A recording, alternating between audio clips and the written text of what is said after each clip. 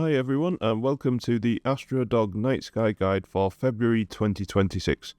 Unfortunately, we haven't had chance to film our usual indie field intro and outro, and so for this month we are back to the traditional time-lapse intro and outro. We hope you've all had an excellent start to the new year, and we hope that the rest of the year is great for you all too. February is an amazing time to enjoy the night sky, and there's plenty of exciting things to look forward to throughout this month. There's the annual North York Moors and Yorkshire Dales Dark Skies Festival, there's some amazing lunar conjunctions to observe, and we are starting to see a hint of the Milky Way core returning to our skies. So as you can see, there's plenty to look forward to throughout February, and so without further ado, let's dive in.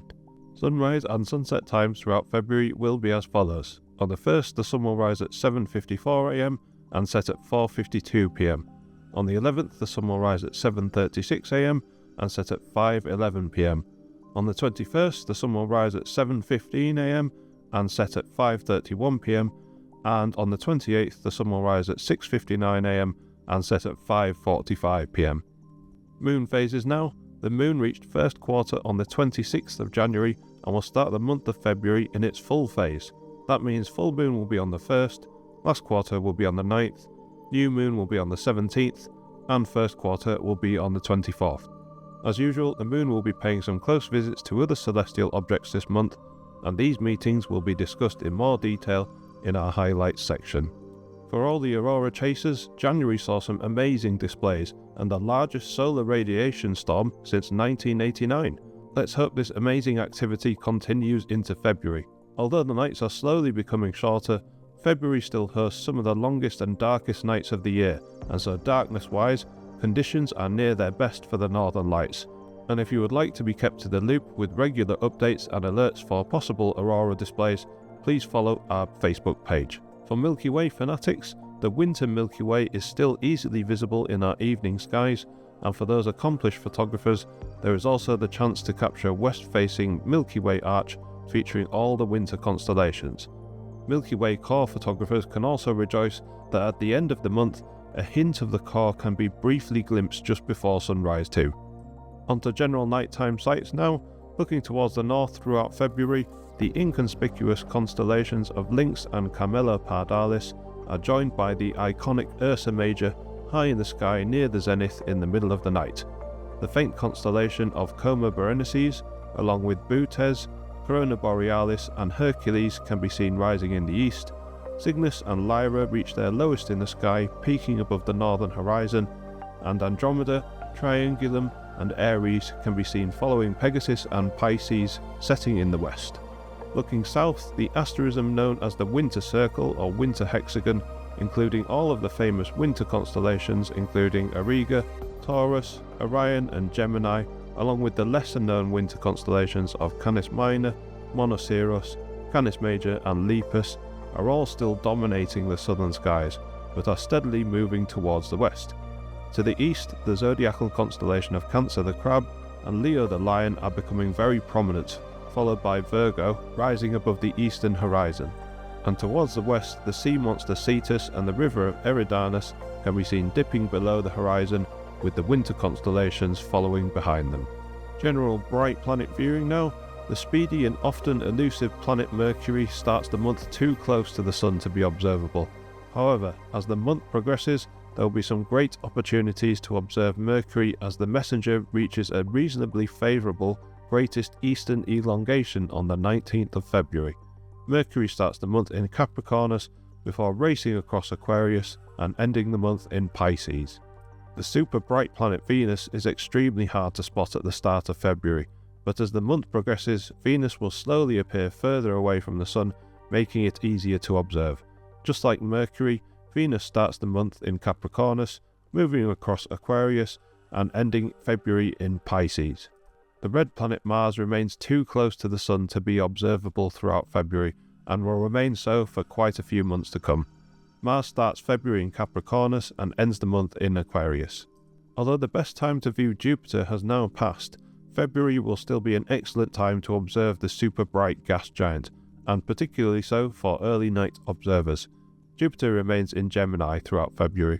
The observing window for the amazing ring planet Saturn rapidly closes throughout February, with Saturn becoming very hard to spot near the horizon in the dusk twilight at the end of the month. If you want to observe Saturn this February, make sure to do so at the start of the month. Saturn remains in Pisces throughout February. Okay, let's begin looking at our highlights for the month of February. There's a great selection of celestial events this month, and kicking off the month will be the full snow moon visiting the Beehive cluster. The night of the 1st hosts February's full moon, which is known to some as the snow moon. The exact moment the moon will be at its most illuminated will be at around 9 PM. However, don't worry if you don't get to see the moon on the evening of the 1st, the moon will still appear full on adjacent nights too. Also on the night of the 1st, February's full snow moon will appear close by to the Beehive star cluster. The duo will appear fairly close together all night, but will appear at their closest as soon as they rise above the eastern horizon. The Beehive cluster will be quite hard to spot with the moon being so bright, and a pair of binoculars or a telescope will be necessary. In the early morning of the 3rd, the 98% illuminated waning gibbous moon will appear very close by to Regulus, the brightest star of the constellation of Leo. The pair will appear close together all night, but if you want to see them at their closest, look towards the southwest at around 3:45 AM.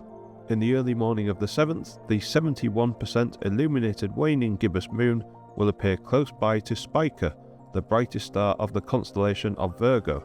Look to the east at around 11 PM on the 6th to see the pair rising together, and look to the south at around 4:30 AM on the morning of the 7th to see them at their highest in the sky. In the early morning of the 11th, the 34% illuminated waning crescent moon will appear close by to Antares, the brightest star of the constellation Scorpius. Look to the southeast just after 4 AM to see the pair rising above the horizon together.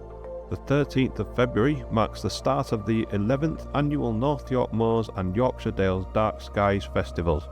The festival takes place during the February half-term and is a celebration of the beautifully dark skies we have in the North York Moors and Yorkshire Dales, and also serves to remind us all of the importance of dark skies. There are lots of exciting activities to take part in throughout the festival, including Astro dog stargazing experiences at the brand new Danby Lodge Dark Skies station. The full list of activities can be found on the North York Moors and Yorkshire Dales websites. You can find links to these websites in the description below.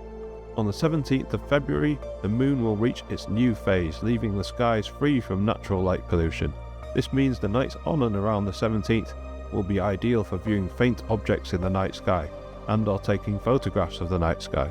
In the early evening of the 18th, the extremely thin 1% illuminated waxing crescent moon will appear close by to and in between the super bright planet Venus and the speedy planet Mercury. Using the bright planet Venus and the moon to point you in the right direction, this event will be an excellent opportunity to observe the often hard to spot planet Mercury.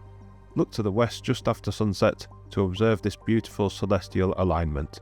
A short while later on the 18th, as the skies become darker, there will be an opportunity to observe the amazing ring planet Saturn appearing close by to the distant ice giant Neptune just above and left of the moon, Venus and Mercury. Saturn will appear like a bright star-like object to the eye. Neptune, however, will require the aid of binoculars or a telescope to observe, and will appear as a faint blue-coloured star-like point of light. Look towards the west as the skies become dark to observe this pairing. On the 19th, this speedy and often elusive planet Mercury will reach a point in relation to the Sun and Earth known as greatest eastern elongation, appearing at its furthest distance away from the Sun in our post-sunset skies. Greatest elongations are often the best times to observe the inferior planets, and the evenings on and around the 19th will provide some great opportunities to observe the often elusive planet Mercury just after sunset. Another special celestial event taking place on the evening of the 19th will be a gathering of the 5% illuminated waxing crescent moon and the planets Venus, Mercury, Saturn and Neptune, with the moon appearing close by to Saturn and Neptune. The bright planets, including the moon, will be visible just after sunset. However, observing Neptune will require the aid of a pair of binoculars or a telescope, along with the darker skies a little later in the evening. On the night of the 23rd, the pretty much first quarter 42% illuminated waxing crescent moon will appear close by to the Pleiades star cluster and the faint planet Uranus. The moon and the Pleiades will appear close together all night, but will appear at their closest during the early morning hours of the 24th. Although technically bright enough to see by eye from a dark sky site, Uranus will require the aid of a pair of binoculars or a telescope to observe when nearby to the bright moon. On the night of the 25th, the 64% illuminated waxing gibbous moon will appear close by to the bright star Elnath of the constellations Auriga and Taurus. Look to the south from darkness to observe this pairing. In the early morning of the 27th, the 77% illuminated waxing gibbous moon will appear close by to the bright planet Jupiter. Look to the west in the early morning hours to see the pair at their closest. On the evening of the 27th, the speedy and often elusive planet Mercury will appear close by to the super bright planet Venus. The amazing ring planet Saturn can be found just above and left of Mercury and Venus too. Look to the western horizon just after sunset to spot this planetary meeting. In the early morning of the 28th, the 86% illuminated waxing gibbous moon will appear close by to the bright stars Pollux and Castor of Gemini, creating a straight line formation. Look towards the west in the early morning hours to observe this stellar and lunar alignment. And our final highlight for the month of February 2026 will take place on the evening of the 28th, when the 92% illuminated waxing gibbous moon will appear close by to the Beehive star cluster for the second time in 1 month. Once again, a pair of binoculars or a telescope will help see the Beehive cluster through the bright glare of the moon. Look to the south from nightfall to observe this celestial meeting. So that wraps up another month, and as you can see, there's plenty to look forward to throughout this February. We hope you enjoyed this edition of our Night Sky Guide, and we hope this information will help you all in seeing some of the amazing celestial events that we have throughout this February. If you liked this video and found it useful, please make sure to press the like button, subscribe to our YouTube channel, leave us a comment in the comment section, and please feel free to follow us on Facebook and Instagram for more regular astronomy content, including regular alerts and updates for the Northern Lights. And as always, if you head out to enjoy the night sky at any point in the near future, we wish you all good luck and clear skies.